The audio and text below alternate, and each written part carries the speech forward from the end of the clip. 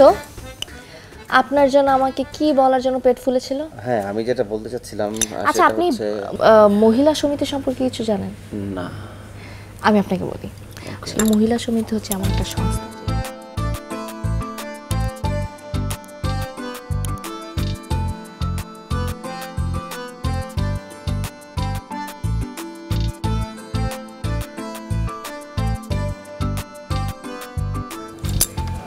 Clear? হ্যাঁ, সব বুঝলাম। যাই হোক, আপনি কোনো টেনশন করবেন না। মহিলা সমিতির সব দায়িত্ব এখন থেকে আমার। আমি আমার সাধ্যমতো চেষ্টা করব, আর টাকা পয়সা যা লাগে কোনো ব্যাপার না, আমি আছি। Thank you so much. আমার মনে হয় আপনি বলাটা আসলে ঠিক না। আমরা যেহেতু একসাথে কাজ করছি, আপনি বললে আসলে ঠিক স্পিডটা আসে না। আই থিঙ্ক আমাদের তুমি বলা উচিত।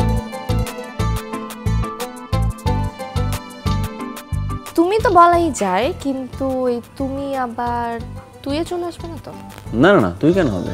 তুমি তো সুন্দর। Thank you.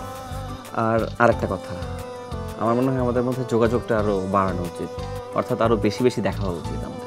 হ্যাঁ হ্যাঁ, সেটা তো এমনিতেই যোগাযোগ করতে হবে। এখন থেকে দেখবেন আপনি বেশিরভাগ সময় আমার সাথেই থাকছেন। আবার তুমি না এইমাত্র প্রমিস করলা যে তুমি করে বলবা। হ্যাঁ, তুমি। কাজের কথা শেষ, হ্যাঁ ব্যক্তিগত কথায়।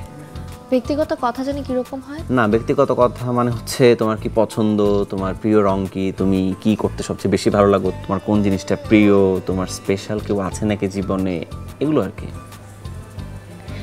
আমার মনে হয় তোমাকে শুধু লাস্টের প্রশ্নের অ্যান্সারটা দিলে হয়ে যাবে।